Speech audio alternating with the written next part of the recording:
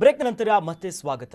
ಇವತ್ತು ಉಡುಪಿ ಜಿಲ್ಲೆಯ ಕಾಂಗ್ರೆಸ್ ವತಿಯಿಂದ ಕೇಂದ್ರ ಸರ್ಕಾರದ ಎಲ್ಪಿಜಿ ದರ ಏರಿಕೆಯ ವಿರುದ್ಧ ಪ್ರತಿಭಟನೆಯನ್ನ ಮಾಡಲಾಗಿದೆ.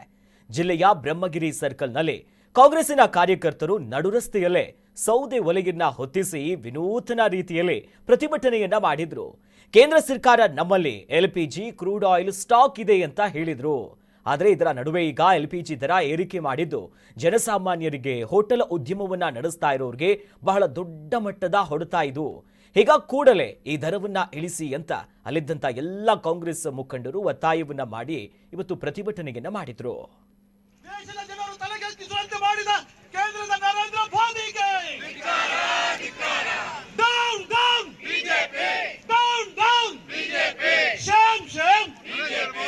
ಬಹಳ ಉತ್ತಮವಾಗಿತ್ತು. ಇವತ್ತಿನ ಈ ಸರ್ಕಾರ ಅಮೆರಿಕದವರಿಗೆ ನಾವು ಸಂಪೂರ್ಣವಾಗಿ ತಲೆ ತಗ್ಗಿಸತಕ್ಕಂಥ ಕೆಲಸ, ಈ ದೇಶದ ಜನತೆ ತಲೆ ತಗ್ಗಿಸತಕ್ಕಂಥ ಕೆಲಸವನ್ನ, ಸಿಲಿಂಡರ್ಗಳ ಬೆಲೆಯನ್ನು ಏರಿಸುವುದರ ಮೂಲಕ ಜನಸಾಮಾನ್ಯರು ತತ್ತರಿಸತಕ್ಕಂಥ ಪ್ರಯತ್ನವನ್ನು ಮಾಡಿದೆ. ಇದು ತೀರಾ ಖಂಡನೀಯವಾಗಿದೆ. ಈ ಬೆಲೆ ಏರಿಕೆಯನ್ನ ತಕ್ಷಣ ಸರ್ಕಾರ ಹಿಂತೆಗೆದುಕೊಳ್ಳಬೇಕಾಗಿದೆ. ಸರ್ಕಾರನೇ ಈಗಾಗಲೇ ಹೇಳ್ಕೊಂಡಿತ್ತು.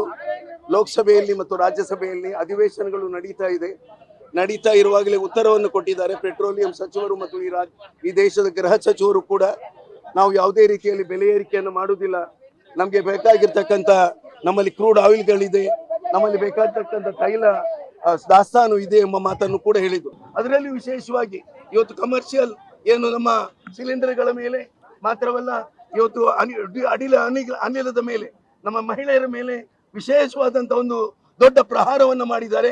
ಯಾವುದೇ ಮನೆಯಲ್ಲಿ ಇವತ್ತು ಅನಿಲದ ಮೂಲಕ ಇವತ್ತು ಪ್ರತಿಯೊಂದು ಮನೆಯಲ್ಲಿ ಕೂಡ ಹಿಂದಿನ ಕಟ್ಟಿಗೆ ವ್ಯವಸ್ಥೆ ಇಲ್ಲ. ಆ ಕಟ್ಟಿಗೆ ವ್ಯವಸ್ಥೆ ಮತ್ತೆ ಜಾರಿಗೆ ಬರ್ತಕ್ಕಂಥ ರೀತಿಯಲ್ಲಿ ಆ ಒಂದು ಪ್ರಯತ್ನ ಭಾರತೀಯ ಜನತಾ ಪಕ್ಷ ಮಾಡ್ತಾ ಇದೆ. ನಾವು ಎಷ್ಟು ಮುಂದುವರಿದಿದ್ದೇವೆ ಎಂದು ತೀರಿಸುವಂತ ಪ್ರಯತ್ನ ಮಾಡುವುದನ್ನು ಹೊರತುಪಡಿಸಿ ಇವತ್ತು ಮಹಿಳೆಯರಿಗೆ ಒಂದು ದೊಡ್ಡ ದ್ರೋಹ ಮಾಡ್ತಕ್ಕಂಥ ಕೆಲಸವನ್ನ ಭಾರತೀಯ ಜನತಾ ಪಕ್ಷ ಮಾಡ್ತಾ ಇದೆ. ಹೋಟೆಲ್ ಉದ್ಯಮ, ಸಣ್ಣ ಹೋಟೆಲ್ ಮಾಡ್ತಾ ಇದ್ದವರು ಕೂಡ ಇವತ್ತು ಕಷ್ಟದಲ್ಲಿ ಬೀಳ್ತಕ್ಕಂಥ ಒಂದು ಪರಿಸ್ಥಿತಿ ಬಂದಿದೆ. ಅವರಿಗೂ ಕೂಡ ನೇರವಾಗಿ ದುಪ್ಪಟ್ಟು ಒಂದು ಬೆಲೆಯನ್ನು ಏರಿಸುವುದರ ಮೂಲಕ ಒಂದು ತೊಂದರೆಯನ್ನು ಕೊಟ್ಟಿದೆ.